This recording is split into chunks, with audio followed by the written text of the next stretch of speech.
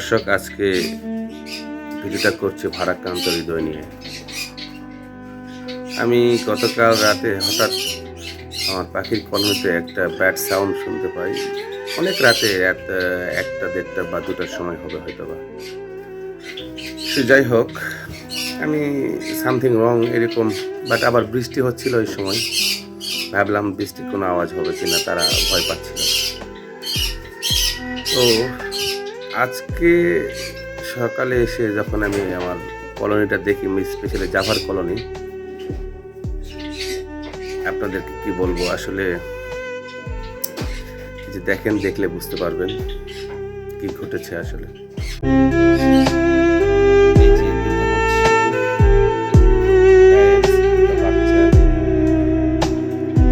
আরো যে বক্সগুলো আছে, প্রত্যেকটা বক্সের ভিতরে একদম এলোমেলো অবস্থা, যেটা আপনি কিছুটা দেখাবো। এটা দেখলে বুঝতে পারবেন আসলে ওটা কি করছে। এই যে এই বক্স থেকে আমি একটু আগেই এই যেগুলো বের করেছিল, খড়কুটো যেগুলো নিয়েছিল, আর সেখানে এই যে দেখেন,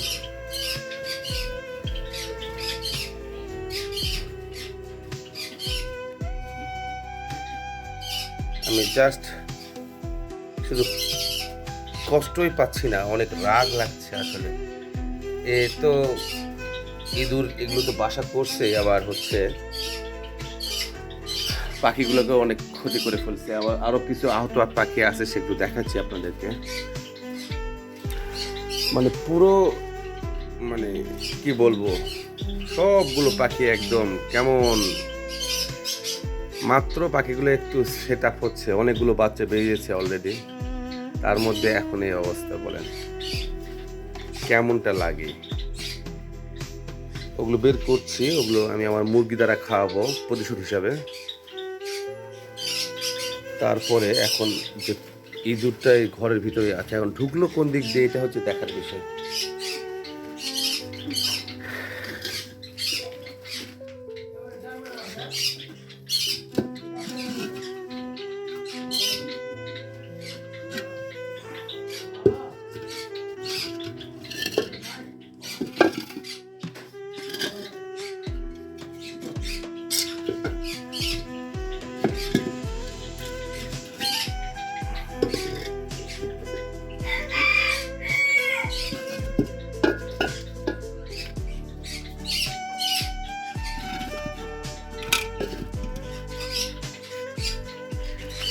ওই গেল, এদিকে আসছে, আমি যখন তাড়া দিলাম দেখতে পাইছি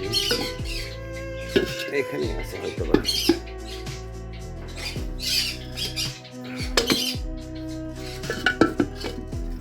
এই যে এই যে এই যে এই যে দেখেন, এই যে আশা পেয়েছি।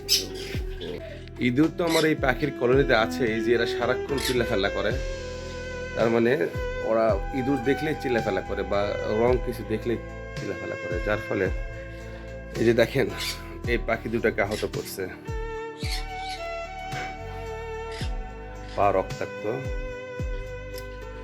পাশে ওটা বেবি, দেখেন কি অবস্থা।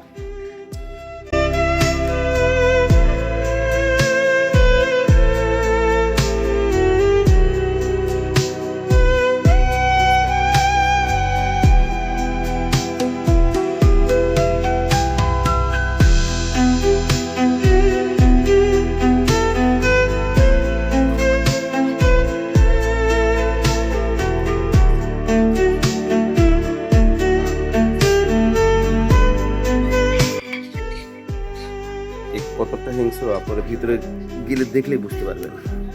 এই দেখছেন, এখন দেখে তারা খাবো।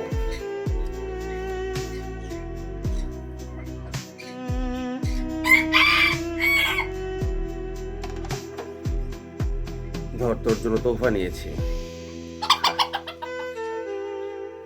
খাওয়াটা খা।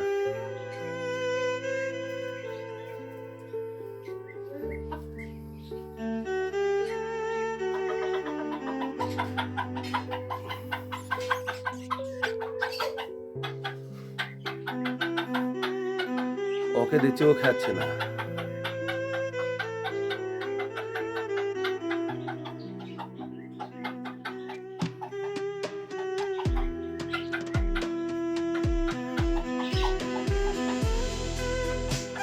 আর একটা আছে।